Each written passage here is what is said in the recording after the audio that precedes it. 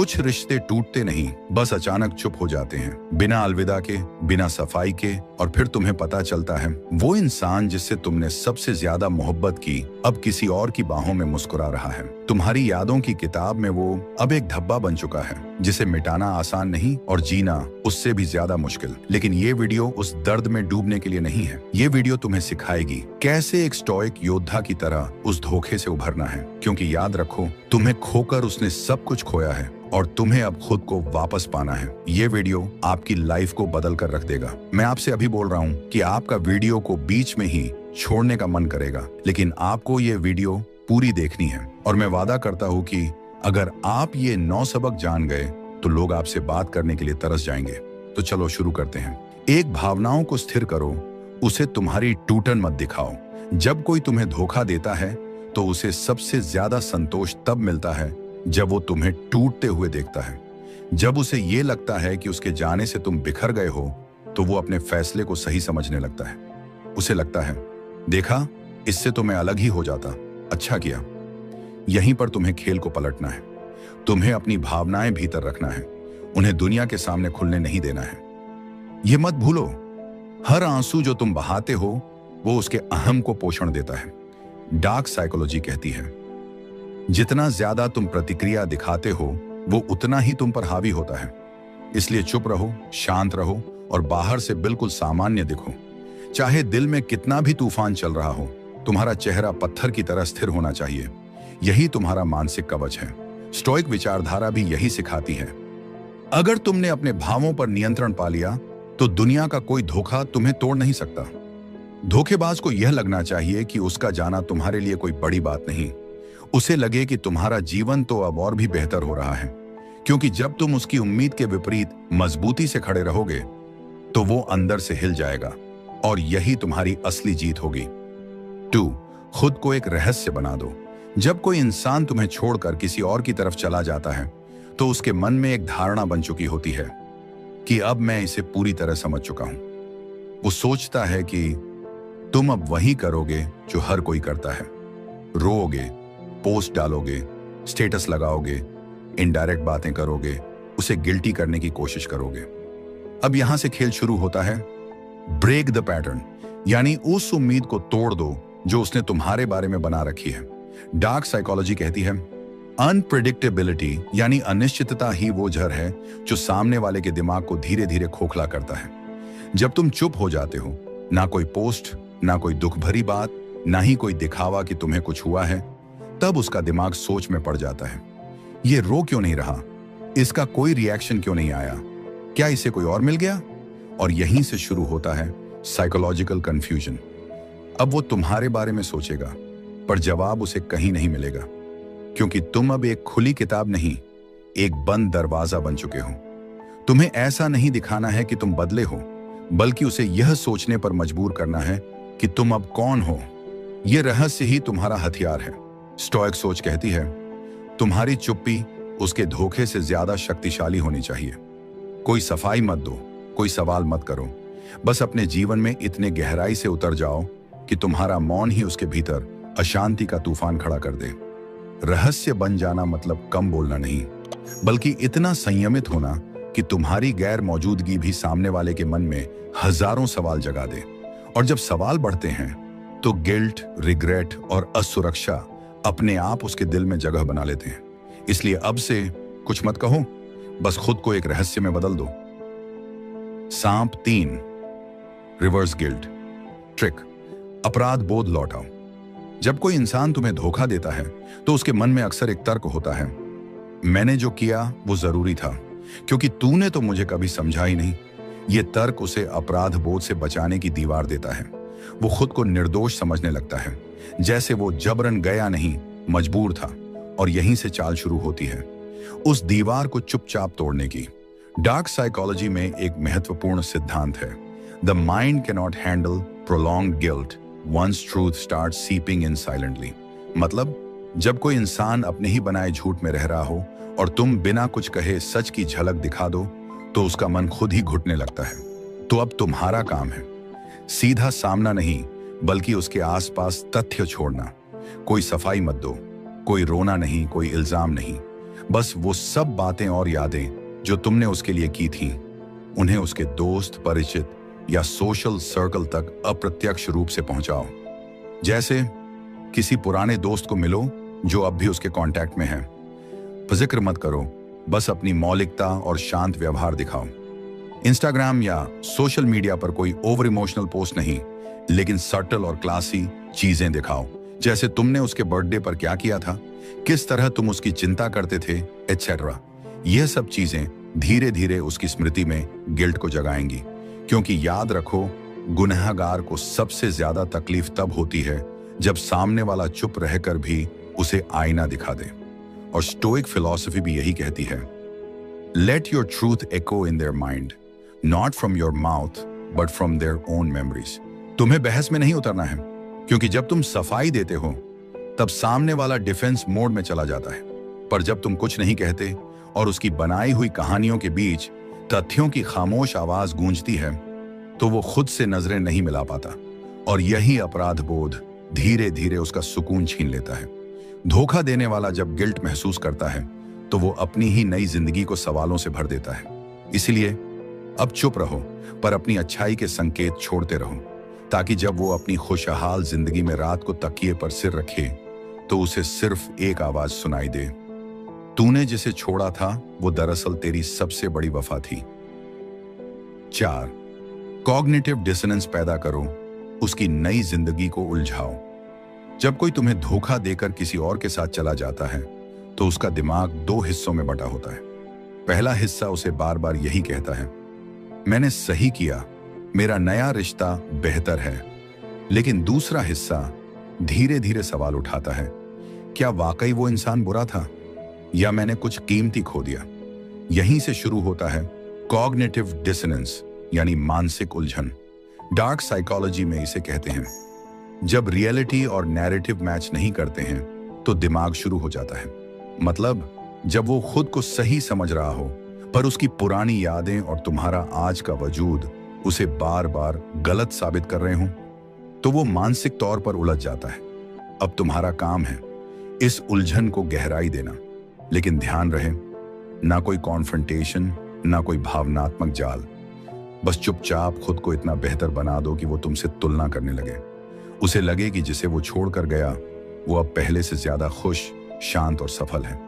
Stoicism यही कहता है, don't attack the betrayer, just become so powerful that they doubt their choices. तुम्हारा शांत रहना, तुम्हारा आत्मविकास, तुम्हारा बिना बदले के उठना, ये सब उसे भीतर ही भीतर हिला देगा। तुम अब सीधे कुछ नहीं कहोगे, पर तुम इतने संतुलित और रहस्यमय दिखोगे कि वो बार बार अपने फैसले को तौलने लगेगा। डार्क साइकोलॉजी कहती है, inject subtle discomfort in their belief system. तुम्हारी मौजूदगी, तुम्हारी खामोशी, तुम्हारा आत्मविश्वास, ये सब उसकी खुशहाल दुनिया में दरार डालने लगेंगे।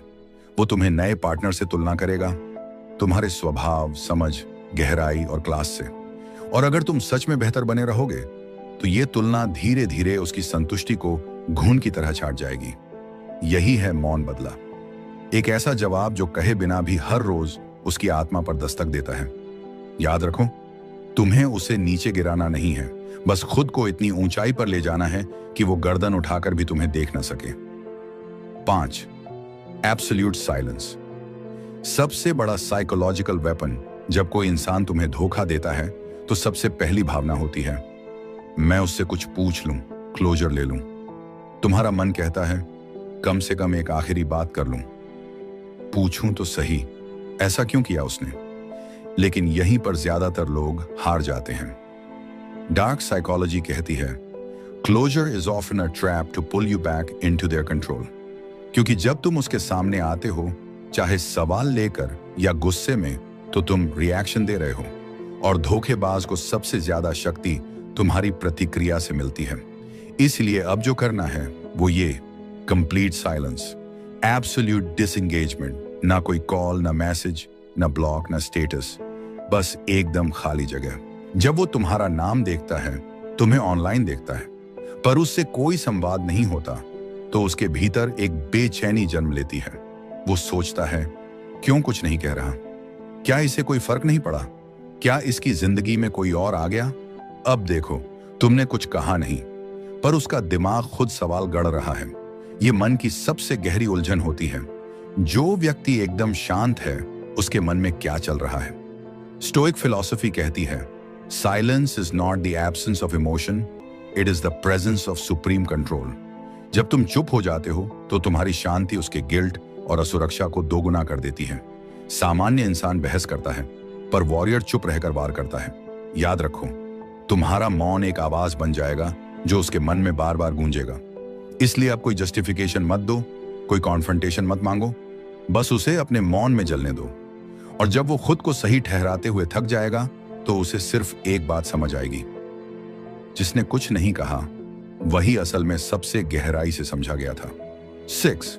Social projection. ऐसा दिखाओ जैसे तुम्हारे पास विकल्प है।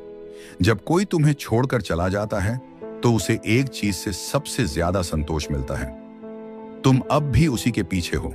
वो सोचता है, ये अभी भी मुझे देख रहा होगा, कहीं ना कहीं इसे मुझसे उम्मीद होगी, शायद ये वापस आने का इंतजार कर रहा है। डार्क साइकोलॉजी कहती है, the illusion of being wanted gives the betrayer power. इसलिए अब जो करना है वो है उस भ्रम को तोड़ना। तुम्हारा अगला कदम है सोशल प्रोजेक्शन, यानी अपने सोशल वजूद से यह दिखाना कि तुम्हारी दुनिया अब भी रोशन है और तुम अब भी काबिल, आत्मनिर्भर और खुश हो। लेकिन ध्यान रखना, यह कोई नकली दिखावा नहीं होना चाहिए। तुम्हें कोई फेक रिलेशनशिप नहीं दिखानी या झूठी बातें पोस्ट नहीं करनी है, बल्कि तुम्हारा लक्ष्य है अपने आप को ऐसे दिखाना जैसे तुम्हारे पास विकल्प है, पर तुम किसी की भी तलाश में नहीं हो। स्टोइक सोच भी यही सिखाती है, अपने जीवन में इतना अर्थ पैदा करो कि लोगों को लगे तुम्हारी उपस्थिति एक सौभाग्य थी और तुम्हारी अनुपस्थिति एक शोक। अब तुम कैसे ये करोगे? अपने सोशल मीडिया पर सेल्फ ग्रोथ से जुड़ी चीजें शेयर करो, किताबें, जिम, ट्रैवल, कोई नया काम, नए लोगों से मिलो, नए अनुभव लो, पर किसी भी तरह से एक्स को यह मत लगने दो कि तुम उसे जलाने की कोशिश कर रहे हो। अपने चेहरे पर शांति और आत्मविश्वास रखो, ना कोई इमोशनल ड्रामा, ना ही जर डार्क साइकोलॉजी कहती है, When you show you've moved on without noise, you plant jealousy and confusion together.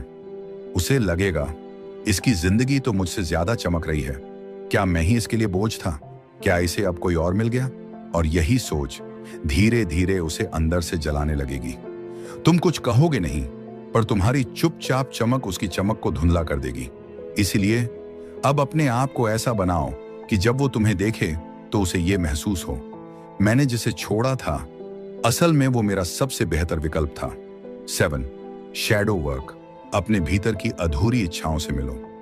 जब कोई हमें धोखा देता है तो हम टूट जाते हैं, लेकिन उससे भी ज्यादा हम खुद से कट जाते हैं। हम खुद से सवाल करना बंद कर देते हैं। हम बस दुनिया से शिकायत करते हैं, उस इंसान से शिकायत करते हैं जिसने हमें छोड़ा, पर कभी खुद से बात नहीं करते। यहीं पर शुरू होती है शैडो वर्क। डार्क साइकोलॉजी में यह शब्द उन प्रक्रियाओं के लिए उपयोग होता है जो आपके दिमाग के उस हिस्से से जुड़ा होता है जिसे आप अक्सर दबा देते हैं, छुपा देते हैं या स्वीकार करने से डरते हैं। हर इंसान के भीतर कुछ अधूरी इच्छाएं, कुछ बचपन के डर, कुछ नजरअंदाज किए गए भाव होते हैं जो उसकी आइडेंटिटी का हिस्सा होते हैं, पर वो उन्हें जानबूझकर दबा देता है। जब कोई हमें धोखा देता है तो वो सिर्फ हमें नहीं तोड़ता, वो हमारे भीतर की उन कमजोरियों को उजागर कर देता है जिन्हें हम लंबे समय से नजरअंदाज कर रहे थे। उदाहरण के लिए, तुम्हें वैलिडेशन क्यों चाहिए थी? क्या तुम्हारा आत्मसम्मान दूसरे के अप्रूवल पर टिका था? तुमने वार्निंग साइंस क्यों इग्नोर किए? क्या तुम्हें अबैंडनमेंट का डर था? अकेले रह जाने की घबराहट? तुमने खुद को कितना खो दिया उस रिश्ते को निभाने के लिए? क्या तुमने बाउंड्रीज ही भुला दी थी?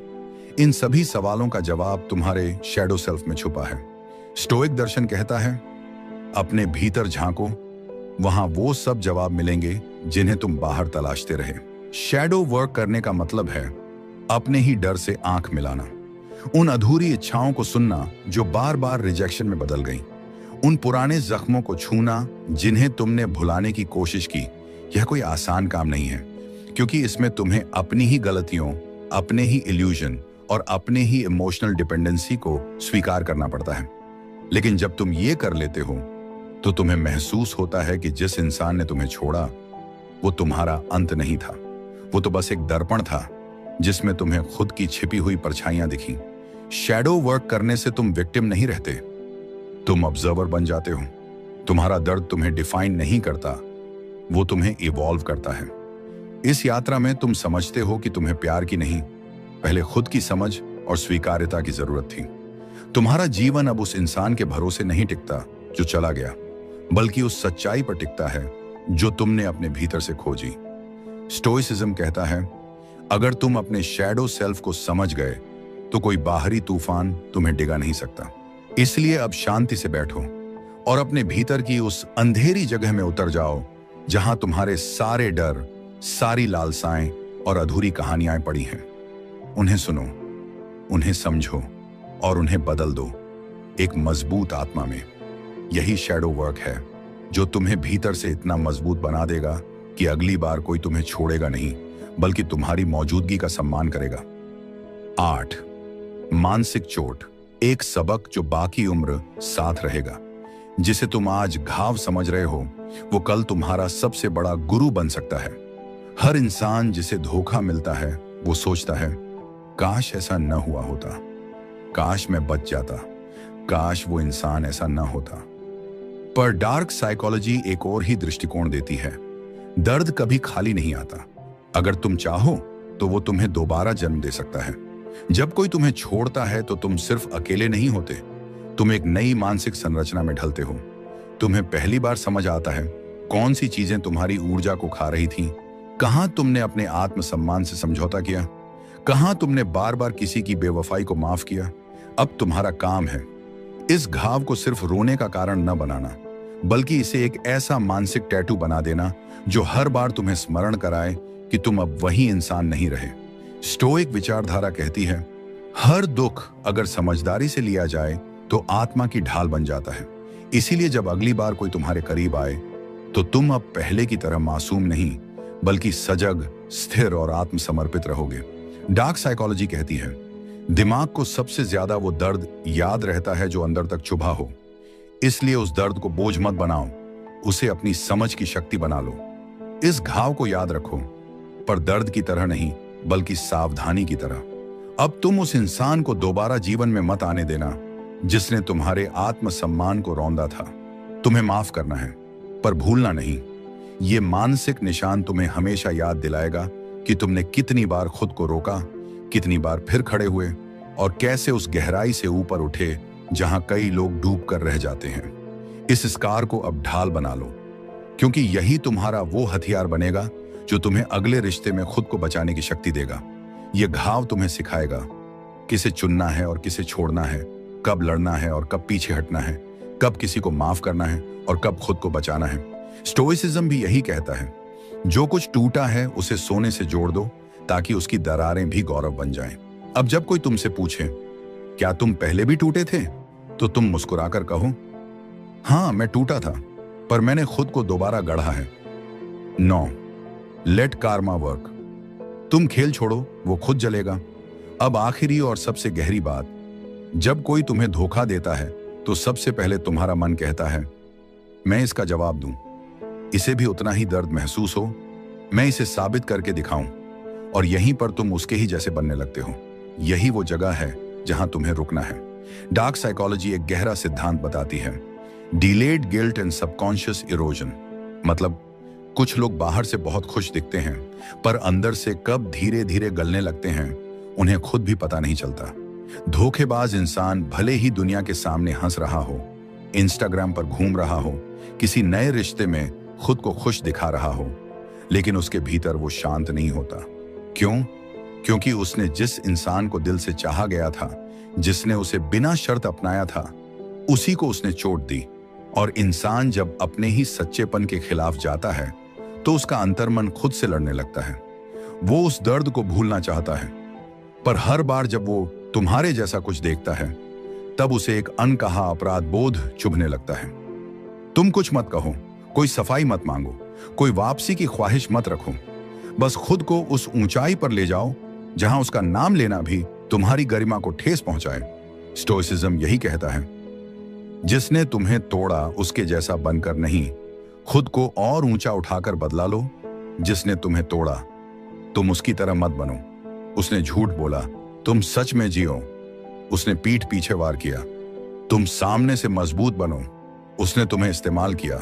तुम खुद को इतना आत्मनिर्भर बना दो कि अब कोई तुम्हें छोड़ने की हिम्मत न कर सके। याद रखो, तुम बदला नहीं लोगे, तुम बदलाव लाओगे। तुम्हारा मौन, तुम्हारी प्रगति और तुम्हारी गरिमा, ये सब एक दिन उस इंसान की आत्मा पर कर्म की चोट बनकर गूंजेंगे। डार्क साइकोलॉजी यह भी कहती है, असली दर्द चिल्लाकर नहीं निकलता, वो तो उस खामोशी में पलता है जहां कोई सुनने वाला नहीं होता। और यही दर्द सबसे लंबा और सबसे गहरा होता है। जब वो अकेले में होगा और किसी का साथ नहीं होगा, तब उसकी यादों में तुम्हारी छवि आईने की तरह खड़ी होगी और वो सोच में पड़ जाएगा, जिसे मैंने छोड़ा था, क्या वही मेरा सबसे सच्चा रिश्ता था? वहीं से शुरू होगा उसका अंदरूनी पतन। इसलिए अब तुम्हारा काम है उस खेल से बाहर आना। तुम्हें यह साबित करने की जरूरत नहीं है कि तुम सच्चे थे। तुम्हारी चुप्पी, तुम्हारा संयम और तुम्हारी नई ऊंचाइयां खुद ही उसके दिल और दिमाग को जला देंगी। ध्यान रखना, धोखेबाज से लड़ना आसान है, पर उसे नजरअंदाज करके उठना वास्तव में सबसे बड़ी जीत है। तो अब उस अध्याय को बंद करो, उस दर्द को छोड़ दो और अपने जीवन को इतना शक्तिशाली, शांत और सुंदर बना दो कि उस इंसान का नाम भी तुम्हारी रोशनी के आगे बेमानी लगने लगे। क्योंकि अंत में कर्म हर किसी का हिसाब करता है, और जब वो पल आएगा तो तुम नहीं, वक्त खुद बोल रहा होगा, जिसे तूने छोड़ा था उसी की गैर मौजूदगी ने तुझे खोखला कर दिया। अब तुम उन्हें नहीं बदलोगे, खुद को ऊंचा करोगे। अब जब वो तुम्हें देखेंगे तो उन्हें तुम पहले जैसे नहीं दिखोगे। तुम्हारे चेहरे पर अब मासूम दर्द नहीं होगा, बल्कि एक शांति होगी जो खुद से मिलने के बाद मिलती है। तुम्हारी आंखों में अब सवाल नहीं होंगे, बल्कि वो रोशनी होगी जो तुम्हारी आत्मा से निकली है। धोखा अब तुम्हारा पहचान नहीं, तुम्हारा अध्याय भर है। वो धोखा जो कभी तुम्हें तोड़ने आया था, अब तुम्हारा मेंटोर बन चुका है। अब तुम उसी घाव से सीखोगे कि किससे पास आने देना है, किसे खुद से दूर रखना है। अब तुम संबंधों में खोओगे नहीं, बल्कि बोझ से जुड़ोगे। तुम अब वो इंसान नहीं रहे जो टूट जाता था। तुम अब वो बन चुके हो जो टूट कर फिर खुद को गढ़ता है, जो अपनी आग में झलकर अपने भीतर से प्रकाश पैदा करता है। अब तुम्हें किसी के वैलिडेशन की जरूरत नहीं, अब तुम खुद ही अपने अस्तित्व का प्रमाण हो। अब क्या करना है? 1, अब खुद को प्राथमिकता दो, अपनी ऊर्जा उन्हें दो जो तुम्हारे मूल्य समझते हैं।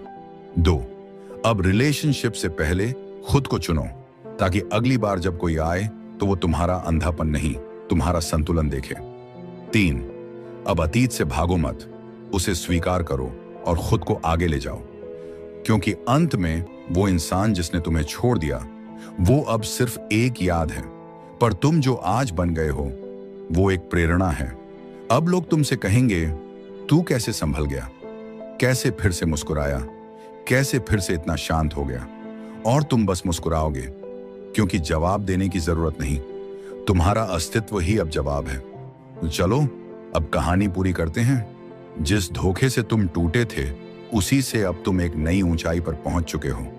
अब वक्त है माफ करने का खुद को, अब वक्त है भूलने का उसे जिसने तुम्हें कभी समझा ही नहीं।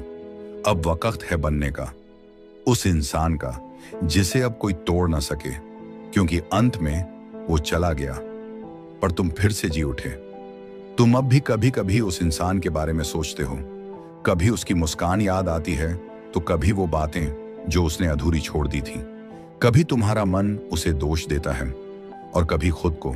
तुम खुद से पूछते हो, क्या मैं ही इतना बेवकूफ था? क्या मेरी आंखें इतनी कमजोर थीं कि मैं उसका असली चेहरा नहीं पहचान पाया? क्या मैं इतना अकेला था कि किसी के थोड़े से प्यार में खुद को खो बैठा? पर सच्चाई ये है कि तुम अकेले नहीं थे, तुम बस सच्चे थे। तुम्हारी गलती ये नहीं थी कि तुम टूटे, तुम्हारी गलती बस इतनी थी कि तुमने किसी को इतना ऊपर रख दिया कि उसने तुम्हारे सिर पर से पैर रख दिए। पर अब उस गलती को मत कोसो, क्योंकि वही तो वो अनुभव था जिसने तुम्हें आज यहां तक पहुंचाया है। तुम आज ज्यादा जागरूक हो, ज्यादा गहरे और शायद ज्यादा चुप भी। अब तुम पहले की तरह हर किसी पर भरोसा नहीं करते, तुम हर किसी को अपनी कहानी नहीं सुनाते। तुम्हारी हंसी अब थोड़ी सोच समझ के बाद आती है, क्योंकि अब तुम जानते हो, लोग सिर्फ सुनते नहीं हैं, वो याद भी नहीं रखते, वो बस इस्तेमाल करते हैं। तुम्हारी मासूमियत, तुम्हारी भावनाएं, तुम्हारी नरमी। पर इसका मतलब ये नहीं कि तुम कठोर हो जाओ। इसका मतलब सिर्फ ये है कि अब तुम्हें चुनना आ गया है कि कौन तुम्हारे दिल में आए और कौन सिर्फ तुम्हारे दरवाजे तक ही रहे। जिसने तुम्हें धोखा दिया वो तुम्हें खो नहीं पाया, बल्कि वो खुद को ही खो बैठा, क्योंकि उसने उस इंसान को ठुकराया जिसने उसे उसकी सबसे गंदी शक्ल में भी अपनाया था। और अब वो चाहे जितने भी नए रिश्ते बना ले, जितनी भी बाहों में सुकून तलाश ले, उसकी आत्मा में एक खामोश दरार रह जाएगी जिसे तुमने पीछे छोड़ दिया। और वो दरार धीरे धीरे उसके मन को खा जाएगी। पर तुम्हें उससे कोई बदला नहीं लेना है, क्योंकि अब तुम्हारा सफर उसकी तरफ नहीं है। अब तुम्हारा सफर अपने भीतर की ओर है। अब तुम्हें उसे हराने की जरूरत नहीं, अब तुम्हें खुद को जीतने की जरूरत है। अब तुम्हें यह नहीं साबित करना कि तुम भी बिना उसके रह सकते हो, बल्कि अब तुम्हें यह जी कर दिखाना है कि तुम खुद के लिए जी सकते हो। अब तुम वो इंसान नहीं हो जो रिश्तों की भीख मांगता है। अब तुम वो हो जो रिश्तों को चुनता है। अब तुम उस अंधेपन से बाहर आ चुके हो जहां तुमने किसी और को खुद से ऊपर रखा। अब तुम्हें कोई दूसरा नायक नहीं चाहिए, तुम ही अपनी कहानी के नायक हो। तुमने अपने टूटे हुए हिस्सों को देखा, छुआ, समझा और उन्हें जोड़ना शुरू कर दिया है। धीरे धीरे अब कोई जरूरत नहीं है कि तुम रो या दुनिया को बताओ कि कितना दर्द हुआ, क्योंकि अब तुम्हारा दर्द तुम्हारी आवाज नहीं है, वो तुम्हारी शक्ति है। अब तुम्हें अपने अतीत को मिटाना नहीं है, बल्कि उसे इतना स्वीकार कर लेना है कि वो तुम्हें अब अंदर से जला ना सके। अब जब कोई पूछे क्या तुम टूट चुके हो, तो तुम बस मुस्कुराकर कहना हाँ, और तभी से मैं असली बना हूं। अब जब कोई दोबारा प्यार करेगा तो वो तुमसे नहीं, तुम्हारे साथ खड़े उस अनुभव से प्यार करेगा जिसने तुम्हें तैयार किया है। अब तुम किसी की वैलिडेशन पर नहीं जीते, अब तुम अपने आत्मसम्मान पर जीते हो। अब जब तुम्हें कोई छोड़ेगा तो तुम बिखरोगे नहीं, तुम शांत हो जाओगे, क्योंकि अब तुमने ये सीख लिया है कि कोई भी रिश्ता तुम्हारे भीतर के रिश्ते से बड़ा नहीं हो सकता। अब अगर कोई आए भी तो तुम उसे अपनी जरूरत से नहीं, अपने संतुलन से जगह दोगे। तुम अब भी प्यार करोगे, पर अब अंधे होकर नहीं। तुम अब भी अपनाओगे, पर खुद को खोकर नहीं। तुम अब भी भरोसा करोगे, पर उस तरह नहीं जैसे पहले खुद को मिटा दिया था। अब तुम्हारा प्रेम परिपक्व होगा। अब तुम रिश्तों में खुद को भुलाओगे नहीं, बल्कि खुद को और बेहतर पाओगे। अब जो गया है वो सिर्फ एक चेहरा था, एक नाम था, एक अनुभव था, पर जो बचा है वो तुम हो। तुम जिसने अपनी राख से फिर खड़ा होना सीखा, तुम जिसने दर्द को गुरु बनाया, तुम जिसने धोखे को अवसर में बदला। और अब तुम्हें उस बीते हुए इंसान से कुछ नहीं चाहिए, ना जवाब, ना माफी, ना क्लोजर। अब तुम्हें सिर्फ अपने आप से एक वादा चाहिए कि जो भी हुआ उसे अब तुम फिर से जीवन बनाने के लिए इस्तेमाल करोगे। अब तुम हर सुबह एक नई ऊर्जा के साथ उठोगे, ये जानते हुए कि अब कोई भी तूफान तुम्हें तोड़ नहीं सकता, क्योंकि तुम अब हवा में नहीं, आत्मा में जड़ें बना चुके हो। अब कोई छोड़ दे तो भी फर्क नहीं पड़ता, क्योंकि तुमने खुद से जुड़ना सीख लिया है। अब जब कोई तुम्हारा नाम याद करेगा तो वो सिर्फ याद नहीं करेगा, वो तुम्हें मिस करेगा। और तब तुम कहीं दूर शांत, स्थिर और आत्मनिर्भर खड़े होंगे, बिना कुछ कहे, बिना कुछ जताए, बस अपनी रोशनी में चमकते हुए। वो गया किसी और के लिए, और तुम्हें लगा तुम हार गए। नहीं, तुम बस इस खेल को गहराई से समझ गए हो। अब तुम वो इंसान नहीं रहे जो धोखे के बाद बिखरता है। अब तुम वो इंसान हो जो अपने दिमाग से चाल चलता है और दिल को रक्षक नहीं, योद्धा बनाता है। स्टोइसिज्म ने तुम्हें शांति दी, डार्क साइकोलॉजी ने तुम्हें रणनीति दी। अब निर्णय तुम्हारा है कि तुम रोते रहोगे या इस चुपचाप जलती आग से स्वर्ण जैसा व्यक्तित्व गढ़ोगे।